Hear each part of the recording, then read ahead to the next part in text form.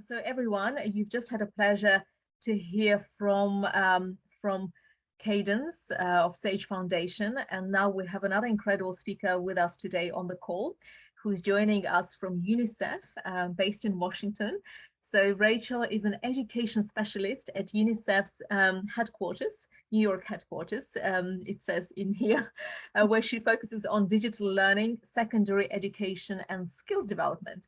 So Rachel previously worked on girls' education and other areas at the World Bank and other global organizations, and managed the university scholarships for young women pursuing a career in international affairs, which is my background as well, is international relations. So I really resonate and so happy to see this was happening. And outside of work, Rachel loves to provide mentorship to young people, and she's engaged in efforts to support refugees and asylum seekers in her local community. So Rachel, welcome, and it's over to you. So good to have you with us. I'm going to remove myself from the spotlight. If you have any slides, you should be able to share them. No slides. No slides. Oh, fantastic. Yeah. Wow, guys, makes it easier. Today without slides. Yeah, my favorite kind of speaker. All right, perfect. Thank you so much, Rachel. It's over to you now. Fantastic. And Elena, one question before I start. So yeah, as I mentioned, I'm calling in from Washington, DC. I'm based out of New York. So you had that detail correct in your intro, but I'm curious where everyone else is calling in from today. Maybe are you able to provide a quick overview?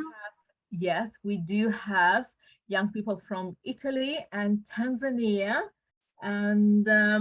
and where else? More from Tanzania, and others haven't quite mentioned, but it's a very, very international community from Hong Kong. Okay, so Bianca is based in Egypt. We've got some young people from Kazakhstan, from Azerbaijan, who have joined. I'm just looking at some of the names as well to try and recognize where you're joining us from. It's always really, really interesting because we've had our campaign run in almost 20 locations around the world. So we do have a very international community of students who sign up for this entire week from different parts of the world. So, okay, Tanzania. So we seem to have a lot of kids from Tanzania and Zanzibar joining us. That's brilliant. Great. Fantastic. Okay, great. Well, thank you so much for that, Elena. And hi, everyone. I'm really thrilled to be here today to speak with you all and to speak with this generation of change makers. So as Elena mentioned, my name is Rachel Cooper, and I'm an education specialist with UNICEF.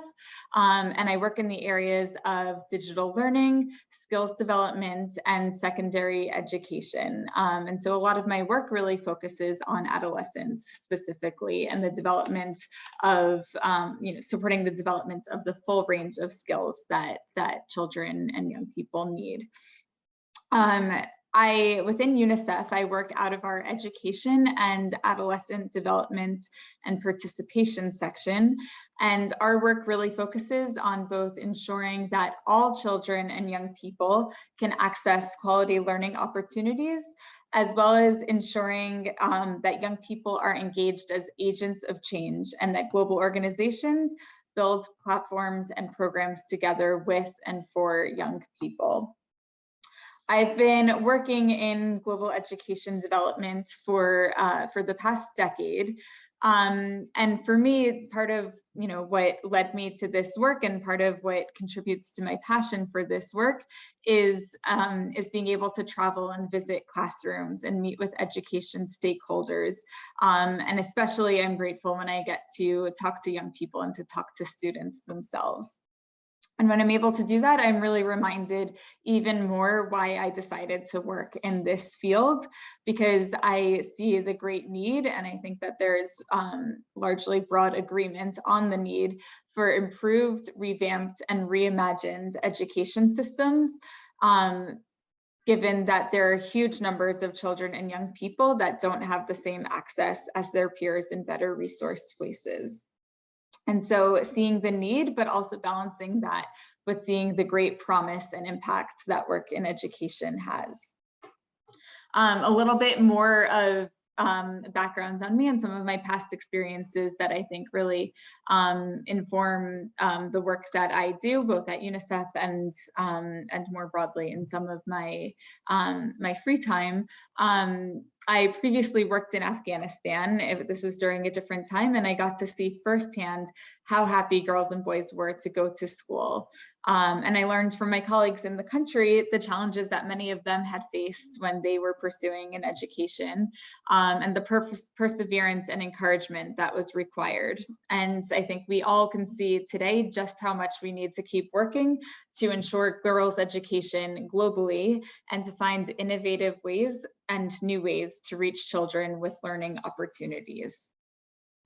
I've also visited early learning and childcare centers in an internally displaced persons camp in the Kurdistan region of Iraq, where many families had fled violence and conflict in their homes. And at those learning centers, I saw really dedicated educators and facilitators doing their best to provide education and to provide support with very little to ensure that children had some sense of normalcy in an otherwise tumultuous and traumatic period. Ensuring that education services and classes were inclusive for girls and boys, and that special arrangements were made for children with disabilities so that they could fully participate. And I also heard many stories of young people, possibly around the same age as many of you, who had to make money to support their families and weren't able to attend school. So really seeing some very difficult realities on the ground. I've also previously lived in a rural village in India and was able to visit a lot of schools there, and schools where there were often no teachers, not because the teachers didn't want to come, but because in some cases they just didn't have the resources to get to school. And really all over the world, including in the US where I'm from, I've seen education being delivered in old-fashioned ways that doesn't really speak to the realities of the 21st century. It doesn't build on the experiences of young people and doesn't prepare them for further education, for the worlds of work, or to be active and engaged members of their communities. And so all of these experiences and more are really part of why I have such a passion for improving education globally. And I think that these also help to show the importance on focusing on equity within that agenda. So in this moment, I think that there's a great opportunity to set a new vision for education and to ensure that all children and young people have the opportunities that they need. And when we listen to young people, when we work with young people, and when young people have a platform and can bring about change, our world improves. And so the future is really in all of your hands. So zooming back out in terms of UNICEF's work in education, and particularly our work to reimagine education. So we've seen over the past 2 years with the COVID-19 pandemic that the world was greatly unprepared to offer learning opportunities for children and young people when schools closed.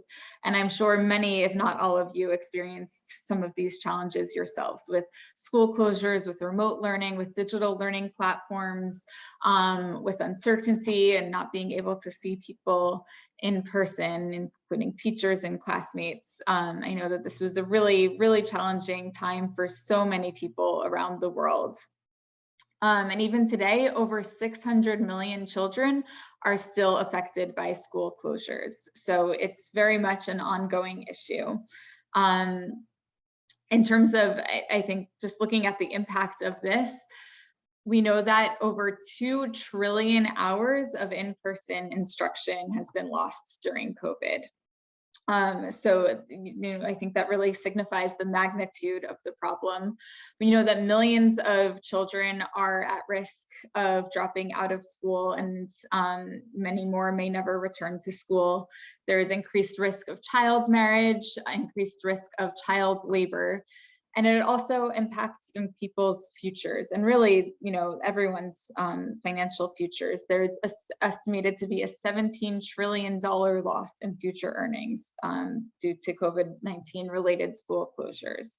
So, the impact of the pandemic has been very real, and I think it really highlights the need to bring about change and to influence our education systems. Even before the pandemic, globally, we were facing a learning crisis. Before COVID-19, our data shows that about 50% of 10-year-olds in low and middle income countries were unable to read and understand a simple story, something that was very concerning before COVID. Today, it's estimated that this may reach up to 70% of 10-year-olds due to learning lost to school closures. And when we zoom in just a couple of countries, I think it helps to show really what the reality is on the ground. So in Uganda, where schools were closed for a very long period of time, 1/3 of students and 1/3 of teachers might never return to school. In Ethiopia, primary school children learned only 30 to 40% as much in math as they would have during a normal year. And the differences are even starker when we look at rural versus urban areas. And of course, higher income countries have also been affected. In the US, learning losses have been observed in many states. In Texas, for example, 2/3 of children in grade 3 tested below their grade level in math in 2021, compared to half of children in 2019. Both of these statistics are really concerning, but it really shows the even greater impact that COVID-19 has had on education systems. I think we also see the glaringly evident digital divide as a result of COVID. At least 463 million children were not reached with digital or broadcast remote learning programs during COVID. And 75% of those, 3 out of 4 students, came from rural or poor households. And lower income countries also had higher shares of students that were unable to access remote learning. So we really see the equity elements here that are really important to focus on. And related to that, there's also a huge gender divide. The gender gaps are staggering. 10 million additional girls are at risk of early marriage, which virtually guarantees that they will drop out of school. And with regard to technology, boys are 1.5 times more likely to have a mobile phone than girls are. And thus they're more likely to access the internet and to access digital learning. So setting that stage, we really see that education is key to recovery from the pandemic. And we know the promise of technology, yet we also know that its promise in terms of education is unfulfilled. And so this is what guides UNICEF's Reimagine Education initiative, through which we have a goal to reach all children and young people, that's some 3.5 billion children and young people, with quality digital learning solutions by 2030. And we really see this moment recovering from COVID, and noting that it's also still ongoing, but using this moment in time as our once-in-a-generation opportunity to transform education and this generation of learners to really leapfrog into the future. And it takes all of us to seize this momentum, which is why through Reimagine Education, we're working with a diverse range of partners, public partners, private partners, and most importantly, with young people themselves to reach every child and young person with digital learning. Really seeing this as an equalizer to reach marginalized young people with quality learning opportunities in languages that they understand and in content, and to provide content that's relevant to young people's needs and various contexts. And we're working really hard in countries all over the world to close the learning and digital divides so that children and young people can develop the full range of skills that they need to succeed in school, to transition to employment, and to be active and engaged members of their communities. And we focus on reaching all children, especially the most marginalized, including girls, children with disabilities, refugees and children impacted by displacement, ethno-linguistic minorities, and those in remote and hard to reach areas. And we do have many bright spots from which we can look at building upon and scaling and offering as examples for other contexts. So just as a few examples, in South Africa, over 1.1 million learners in grades 8 through 12, including about 70% of female learners, have been able to access online textbooks and practice examples for math and science via a digital learning platform. And the results have been really promising. When students completed more than 1,000 practice questions, they were able to score over 10% higher in math and science than those who did not use it. So really looking at expanding the reach of digital platforms to support students on their learning journeys and to help them to build the necessary skills that they need both for education and for other parts of their lives. In Bangladesh, vulnerable out-of-school adolescents have been provided with 6 months of nationally certified on-the-job theoretical and soft skills training, as well as job placements through informal apprenticeships. And through this program, over half of the participants are female and at least 10% are adolescents with disabilities. And our evidence has shown that participation has had a positive, significant impact on individual savings, household food consumption, and also importantly, delaying the age of marriage. And it's really helped to challenge some social norms related to mobility of adolescent girls and gender biases in employment. And as a promising statistic from this, more than 95% of learners were able to graduate and transition into paid employment. So another example, in Armenia, UNICEF is working with the Ministry of Education to integrate climate change into the curriculum through project-based learning. And adolescents are being empowered to act on climate change mitigation in their communities and to work on climate adaptation, impact reduction, and early warning through education, local governance, and human and institutional capacity development. And part of this program included the creation of an online platform so that adolescents could engage with policymakers and experts on climate change. And it's reached over 100,000 people so far. So really providing a platform for young people to engage on the issues that they care about. And finally, just as one other example, looking at the promise of technology and the importance of equity on this agenda, in Vietnam, UNICEF and the government introduced augmented and virtual reality, AVR, STEM education solutions for learners and teachers in hard-to-reach mountainous areas. And so this was able to empower marginalized girls, particularly to learn by doing, by directly engaging with the STEM subject matter through gamification and through immersive interactive experiences. So these are just a few of the examples of some of the work that UNICEF is doing around the world to innovate within education systems and to look at different ways of providing education and ensuring that young people develop the full range of skills that they need for school, for work, and for life. And this includes foundational skills like reading and math. It includes transferable or life skills such as creativity and problem solving. It includes digital skills, which are becoming more and more important and essential, entrepreneurial skills, and job-specific skills. And finally, as I mentioned earlier, UNICEF is committed to working with young people to reimagine education. We know that there are 1.8 billion young people in the world who are a crucial resource for innovative change towards a more equal and sustainable world. Yet, in large part, this has been an untapped resource. And so through Reimagine Education, we're working on scaling up youth engagement and volunteering initiatives to enhance access to digital learning solutions.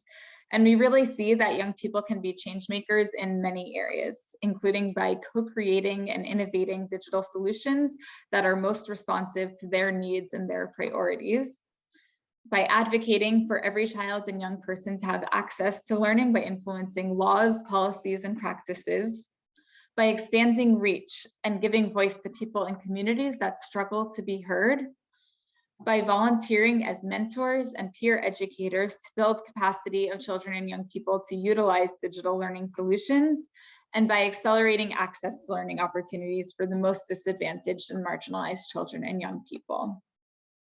And as one example of this, in Bhutan, there's a partnership between UNICEF and Scouts to reach 70,000 Scout volunteers in the country. And this recently kicked off with the training of 800 Scout leaders who have been engaged in supporting the most vulnerable children and youth with online education during the pandemic. And in areas where roads were not accessible, the Scouts traveled on foot to provide self-instructional materials that were developed by the Ministry of Education to support younger children to complete their homework and to facilitate teaching lessons to children who did not have access to digital devices. And in remote areas, the Scouts conducted classes for children whose parents were illiterate. So I think that gives sort of a snapshot on some of the work that UNICEF is doing to reimagine education. And I'm now really happy to open up for some questions if there's time. And I'd really encourage you all to share your experiences have been.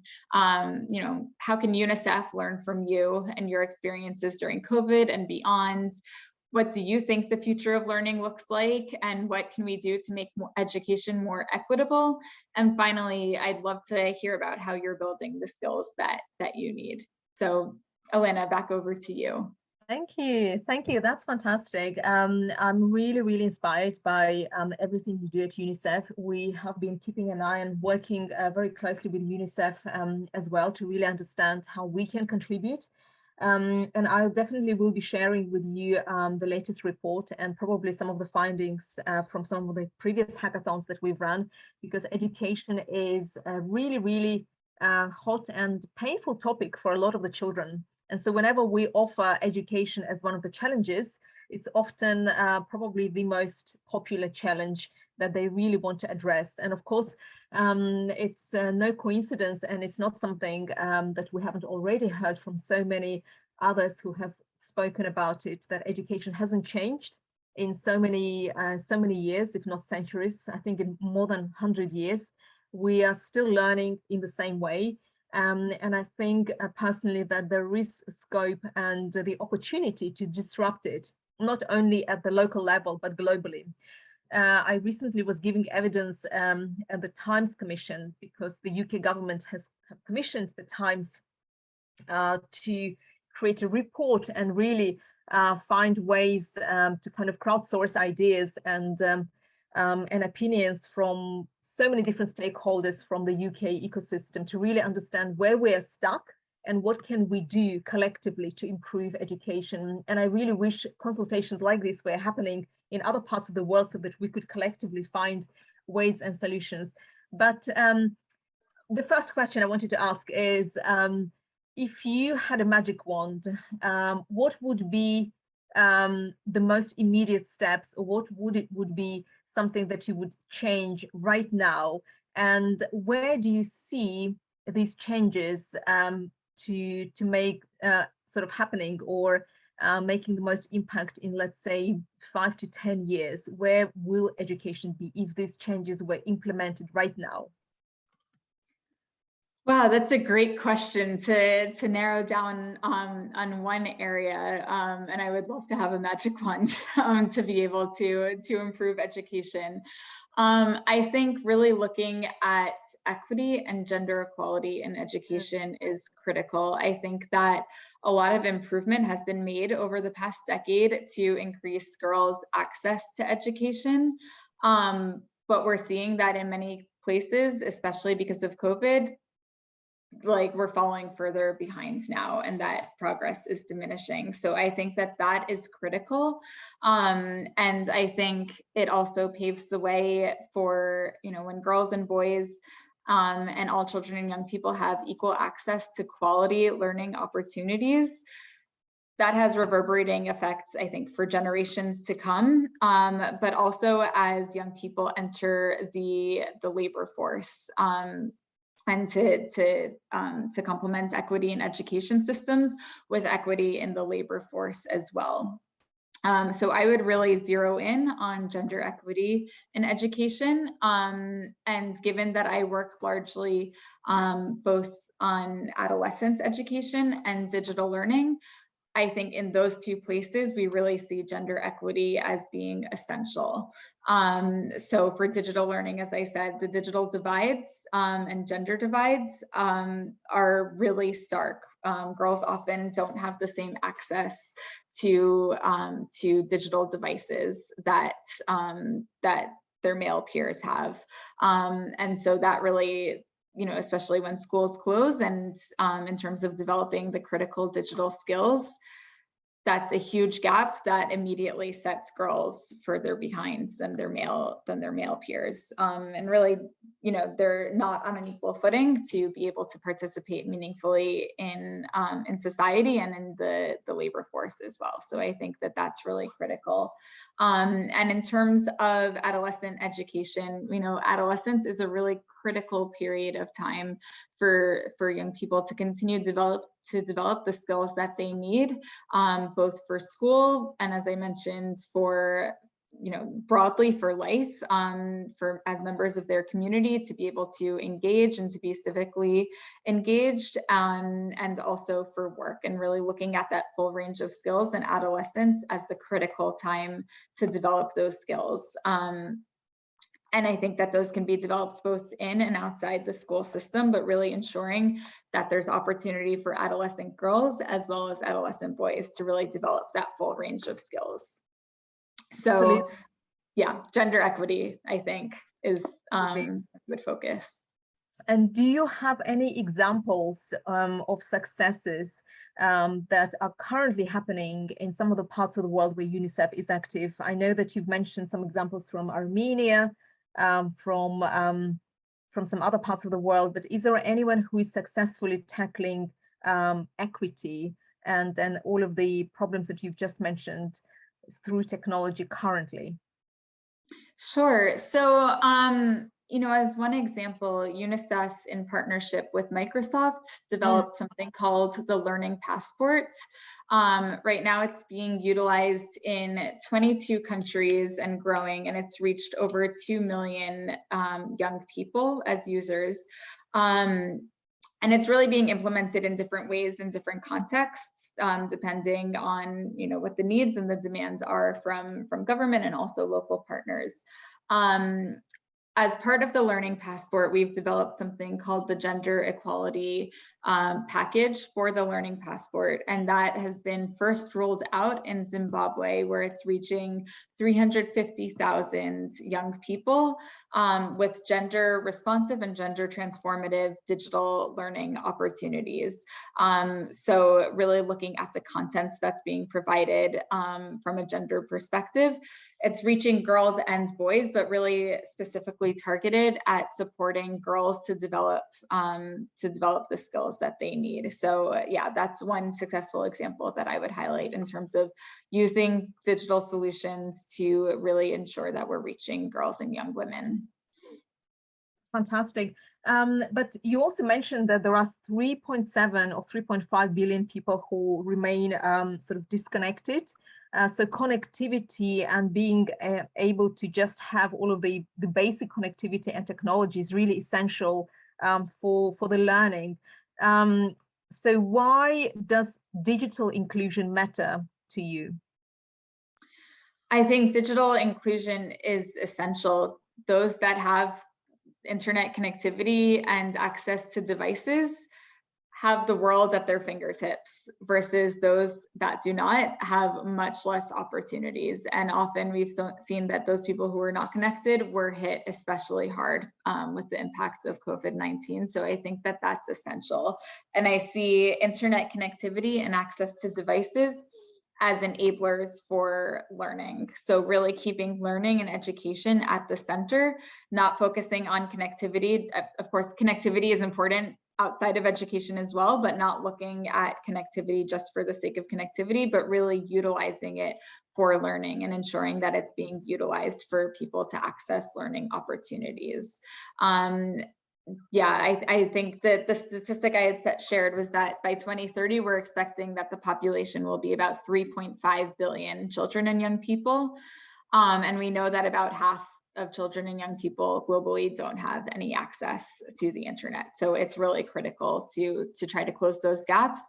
But at the same time, that can be a slow moving process. So not looking just at internet connectivity, but looking at low tech options as well, looking at offline digital learning opportunities to help close some of those divides as well, as we're working to connect more communities to the internet. So correct me if I'm wrong then, but it's very much all about creating very strong public-private sector partnerships when it comes to rolling this out and scaling these programs. How is it working currently? Do you currently have any global partnerships with organizations that are able to scale this? Because UNICEF by itself is not able to do this, and working with governments, I know, is incredibly challenging. I have been reading a little bit about the GIGA partnerships and some of the other really interesting partnerships that you are developing. Are you able to tell us a little bit more about what's being done in terms of global partnerships and the relationships you're building? Sure, yeah, so absolutely. I mean, reaching all 3.5 billion children and young people by 2030 with quality digital learning solutions is not just UNICEF, of course. It's a global effort, and it requires public and private partners really coming together in every place in the world to make that a reality. And so, yeah, it's certainly not something that UNICEF can or should do alone. And so we really see governments playing an essential role in terms of scaling up digital learning opportunities, and also for ensuring equity. And I think in terms of, when we look at governments, really ensuring that digital learning and other remote and distance learning modalities are included in education sector planning and budgeting, and that there's clear accountabilities for it. Because we've really seen that, at the start of COVID, countries that were prepared to offer digital learning, where it was already part of their plans, were able to much more hit the ground running. Of course, it was challenging everywhere, but some countries were much better positioned to move ahead with digital learning when they needed to. And we really see digital learning as being important. It should never replace in-person learning at all, but it really should be complementary to it. And it's part of building resilience within education systems, as well as preparedness for future school closures. So I would focus on that in terms of the role of the government, and private sector partners have a huge role to play as well. The online education market is huge, and I think it's really about ensuring that partners are incentivized to focus on equity elements and really reaching those parts of the population that are not currently being reached. And that's where I think UNICEF and other agencies like UNICEF have a really important role to play in terms of advocating for that, and showing the advantages to private sector partners in terms of scaling reach to reach the unconnected. 100%. Well, I have too many questions for you, so it can go on and on, because I'm so interested about this topic, and I'm so happy that Reimagine Education exists, and you're doing so much of the work, and it's just incredible. But I do have a question here. This will probably be the only question I'll have a chance to ask, because we're already running over a little bit, and I don't want to take too much of your time, Rachel. But Maureen is here asking, what motivated you most to join the education at UNICEF, and what are your plans on enabling the children to know the importance of education and getting to know the solutions to their problems? So are you able to take this? Wow, that's a big question. Maybe Maureen, would you like to come off mute maybe, and yeah, it would be great to hear you. Maureen has a really difficult connection. Oh, okay, no worries. So yeah, I will try my best, but yeah, this is a big question. So I'm not sure I can do it full justice. In terms of the first part, what motivated me most to start working in education and UNICEF, and the second part on my plans to enable children to learn about the importance of education and solutions for their problems? Well, so first of all, I think young people often know the solutions first, you know, and I think so engaging with young people as agents of change is critical.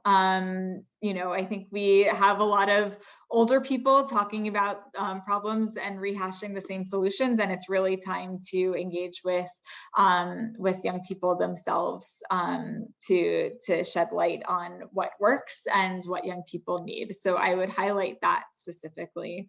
In terms of my own motivation, you know, as I shared, I've been working in this field for about a decade, and education has been something that I've always cared deeply about, and especially looking at global development as well. I think that education is really the key to sustainable development. I think that it enables a lot of other pieces of sustainable development to move forward, but it's really, like, I think the number one factor that can really change a person's life, having access to quality education opportunities and opportunities to build all of the skills that people need, especially you know, in the 21st century, and as the world of work is really evolving as well. So yeah, being able to travel and having the opportunity to visit classrooms all over the world, and to interact with young people, to speak with teachers, to do research into some of the challenges that many education systems face. I think that that's really what motivates me. And being able to see impact, I think, is very important. That's amazing. I hope, Maureen, that answered your question. I know we have struggled to connect with you early on. But thank you so much, everyone, for joining us today. And Rachel, it was a real pleasure to have you today with us. I will be definitely sending you some insights and some findings, because we've just ran a hackathon in almost 20 locations around the world.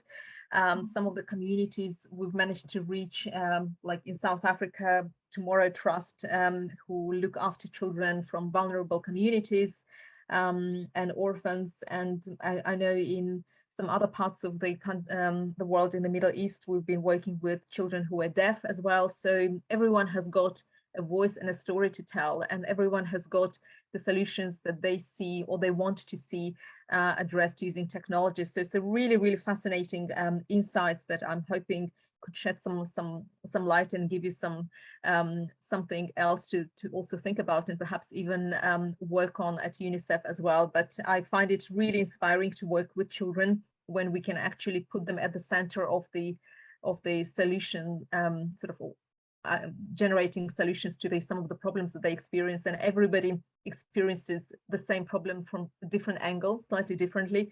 So climate change is addressed in a different way in India versus UK versus South Africa. It's just fascinating how young people think, and they don't really have the boundaries like we do adults. So it will be a real pleasure to share with you those insights, and hopefully there is more work that we can do together to see what else we can do to help those young people.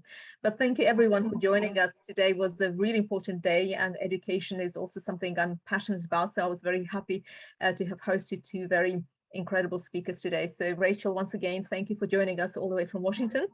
And we hope we'll stay in touch. And everyone, please join us tomorrow. You will hear from one of our advisors, Ganesh, who is joining us from WHO, also based in New York. Maybe you would even bump into him in the same offices, because I think you would probably be in the headquarters somewhere in New York as well. And we will also hear from Renee, who's also joining from New York. So two speakers, and she's an AI ethicist. So she'll be talking about the importance of being responsible when building technology. So come and join us tomorrow as well. So looking forward to this. And on this, I'm going to close our session today. And thank you everyone once again for joining us. Thank you everyone. Bye.